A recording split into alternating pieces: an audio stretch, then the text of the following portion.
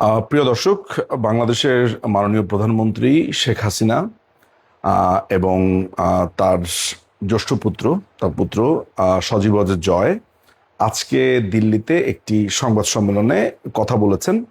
আম, আমি এটাকে রাফলি সংবাদ সম্মেলন বলবো নাকি আমাদের তরফ থেকে অর্থাৎ বাংলাদেশ আওয়ামী লীগের পক্ষ থেকে যে বার্তাগুলো সাংবাদিকদেরকে দেওয়ার ছিল সেটি বলবো আমি জানি না, তবে মোটা দাগে সহজে বোঝার জন্য এটিকে আমি সংবাদ সম্মেলনই বলছি।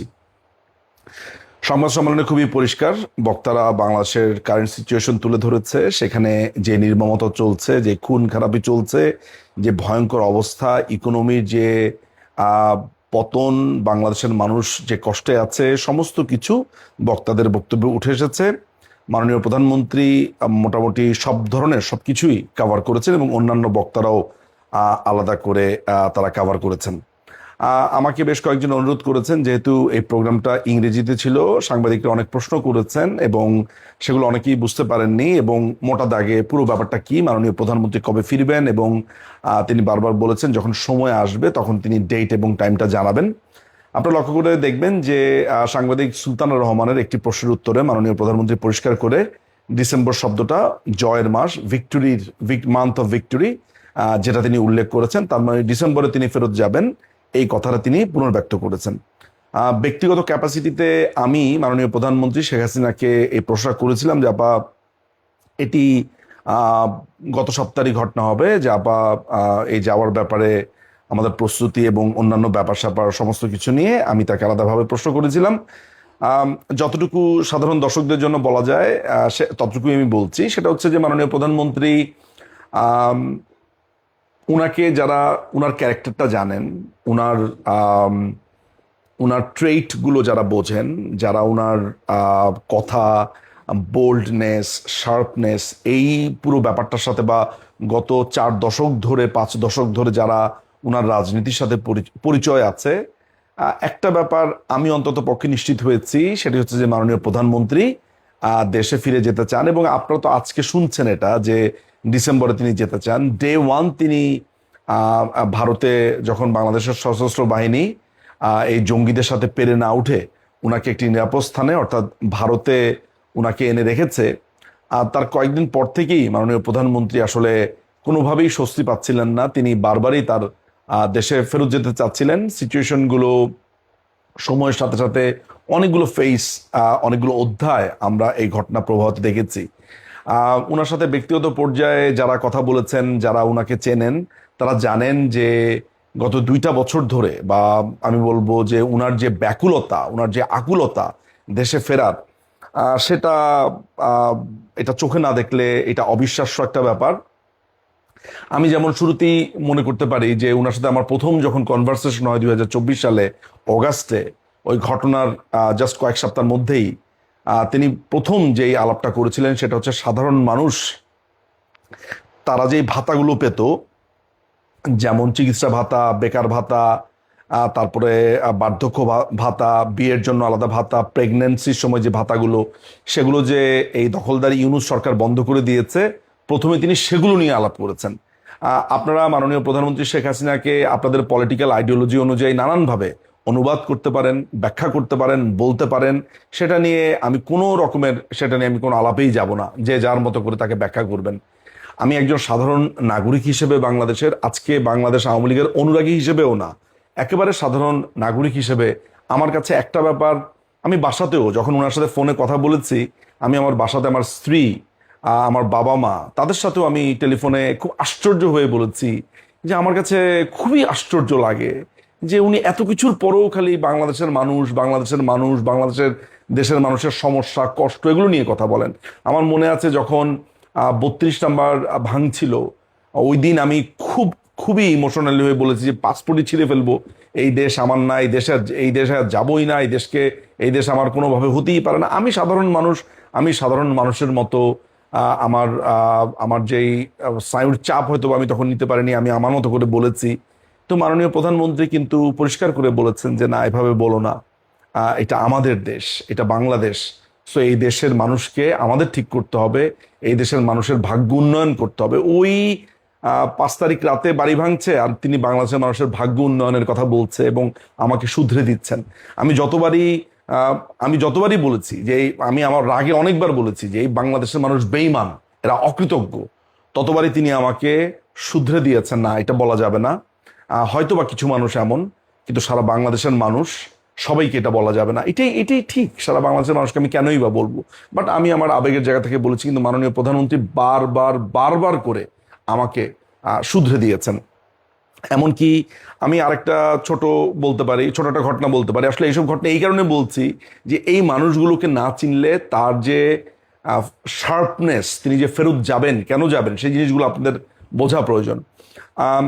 আমি একটা ঘটনা বলতে পারি, সেটা হচ্ছে যে যে ওনাকে যখন আমি বলছি দেশে ফেরত যাওয়ার ব্যাপারে, তিনি বলেছেন যে দেখো, আমাকে দেশের মানুষের জন্য ফেরত যেতে হবে, ওরা আমাকে ডাকছে এই দলের জন্য। মানে পুরো ব্যাপারটা আমি যেভাবে অনুবাদ করলাম, আরো অনেক কথাবার্তা হয়েছে, সেটা অনুবাদ করে আমার কাছে যেটা মনে হলো যে আমি বলেছি যে আপা, সেখানে গেলে ফাঁসি হতে পারে, সেখানে গেলে ভয়ঙ্কর রকমের তারা এমন ব্যবস্থা নিতে পারে যেটা অসহনীয় একটা ব্যাপার হয়ে যেতে পারে। ওনার শুধু একটাই কথা যে তিনি জন্মেছেন মৃত্যুর জন্য এবং চলে যেতে তাকে একদিন না একদিন হবেই। এই বাংলাদেশ, বঙ্গবন্ধু শেখ মুজিবুর রহমান জাতির জনক, তার হাত ধরেই বাংলাদেশ হয়েছে, বাংলাদেশে এসেছে, এই মৃত্যুও তার এই বাংলাদেশেই হবে। এবং তার মৃত্যুর মধ্য দিয়েও যদি বাংলাদেশের মানুষ মুক্তি পায়, যদি তার মৃত্যুর মধ্য দিয়ে ওই দল বেঁচে থাকে, মানে পুরো ব্যাপারটাই আমার কাছে এমন মনে হয়েছে। আমার যদিও উনাকে উনি আবেগী মানুষ তো বটেই, কিন্তু উনার কথার মধ্যে যে ফার্মনেসটা ছিল, আজকেও সেই সংবাদ সম্মেলনে আমি ওই একই ফার্মনেস দেখেছি। এবং উনার মুখে দিয়ে বা উনি একটা সিদ্ধান্ত নিয়েছেন, এটা ঠেকানো আমার কাছে রীতিমতো অসম্ভব মনে হয়েছে। আমি আমার সাধারণ মানুষের জায়গা থেকে, আমার নেত্রী বিপদে পড়বে, আমার নেত্রী বিপদে পড়তে পারে, আমি ক্ষুদ্র মানুষ, আমি আমার ওই ক্ষুদ্রতা থেকেই বারবারই নানানভাবে চেষ্টা করেছি আপাকে নিবৃত করবার জন্য, যে আপার ডিসিশনটা রিথিঙ্ক করবার জন্য, যে এটা এটা ঠিক হবে কিনা, আর একটু চিন্তা করা দরকার, অ্যান্ড এভরিথিং। আরো অনেক কিছু তো এগুলোর সাথে রিলেটেড, কূটনৈতিক সম্পর্ক থেকে শুরু করে ওখানে যাওয়ার পরে কি হবে না হবে, অনেক কিছু এখানে আছে, সবকিছু দর্শকদেরকে বলা সম্ভব না। ফলে প্রত্যেকটা জায়গা বিবেচনা করেও আমি মাননীয় প্রধানমন্ত্রীকে আরেকটু সময় নিতে বলেছি, কিন্তু উনি ওনার সিদ্ধান্তে অটল, যেটা তিনি আজকে বারবার সংবাদ সম্মেলনে বলেছেন। সেই সংবাদ সম্মেলনে দর্শক যারা এখানে ছিলেন উপস্থিত সাংবাদিক, তারা সুনির্দিষ্টভাবে তারিখ জানতে চেয়েছেন। একজন সাংবাদিক জানতে চেয়েছেন যে তাদের ফ্যামিলি ট্র্যাডিশন নিজামুদ্দিন আউলিয়ার দরগার জিয়ারত করা, তিনি সেটা যাবার আগে সেটা করবেন কিনা।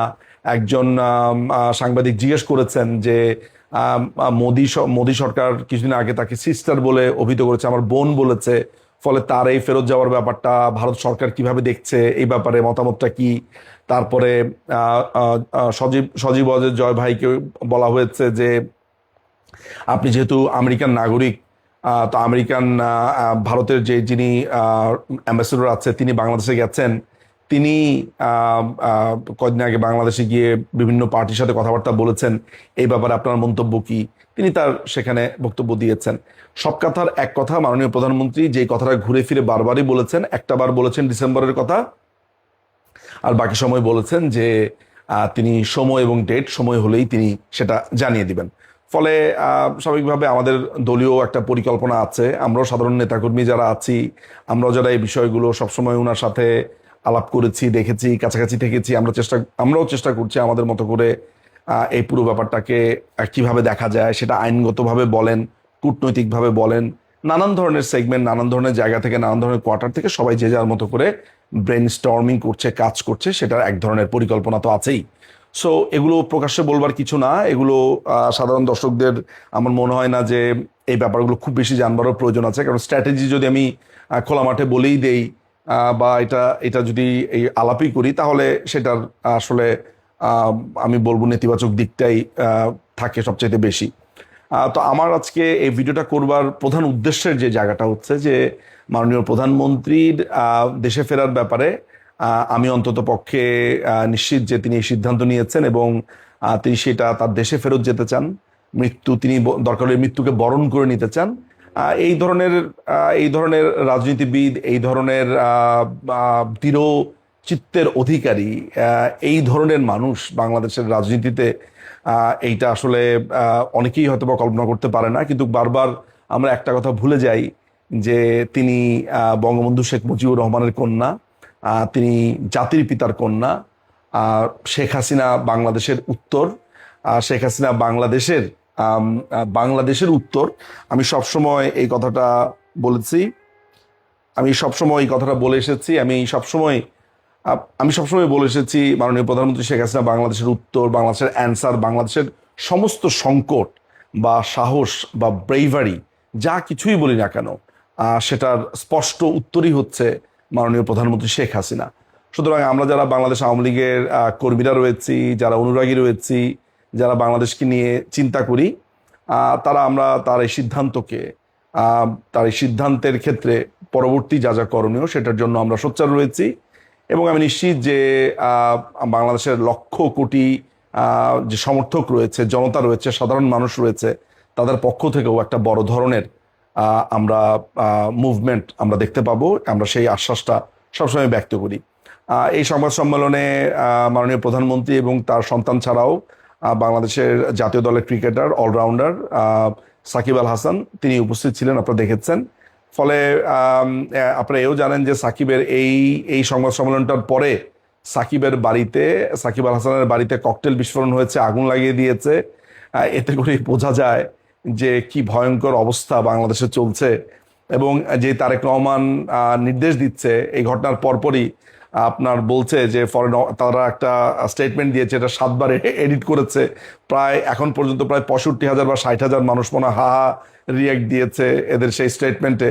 তারা খুবই নিন্দা জানিয়েছে যে ভারতের মাটিতে বসে মাননীয় প্রধানমন্ত্রী এই কথা কেন বলবে। আমি খুবই আশ্চর্য হয়ে যাই যে ঠিক আজকে থেকে প্রায় কয়দিন আর 6 মাস আগেও তারেক রহমান ইংল্যান্ডে বসে বাংলাদেশের রাজনীতি পরিচালনা করত এবং তারা সবসময় বলতো যে আমাদের বাক স্বাধীনতা নাই, বাংলাদেশে কথা বলতে দেওয়া হচ্ছে না। তারা তখন ওদেরকে কথা বলতে দেওয়ার ব্যাপারটাকে বাক স্বাধীনতা মনে করত, আর ঠিক এখন যখন মাননীয় প্রধানমন্ত্রী কথা বলতে চান তখন সেটাকে বাক স্বাধীনতা মনে করে না। তারেক রহমানেরও ফাঁসির নির্দেশ হয়েছিল, যাবজ্জীবন কারাদণ্ড হয়েছিল, তার 21শে আগস্ট গ্রেনেড হামলা মামলার সাজা হয়েছিল, 10টা অস্ত্র মামলার সাজা হয়েছিল। তো তারেক রহমান ইতিহাস দ্রুত ভুলে যায় বলেই ইতিহাস তাদেরকে নানানভাবে জাপটে ধরে রাখে। এবং এটা আপনারা জানেন যে এটা অত্যন্ত শোকের মাস, অগাস্টের মাস, যেই মাসে তারেক রহমানের বাবাই বঙ্গবন্ধুকে খুনের পরিকল্পনা করেছিল মুক্তিযুদ্ধের সময়। সেটা 5ই অগাস্টের পরে বঙ্গবন্ধুর খুনি ডালিমের বয়ানে আমরা পরিষ্কারভাবে জেনেছি কর্নেল তাহের, জিয়া তারা কিভাবে পরিকল্পনা করেছিল বঙ্গবন্ধুকে হত্যার।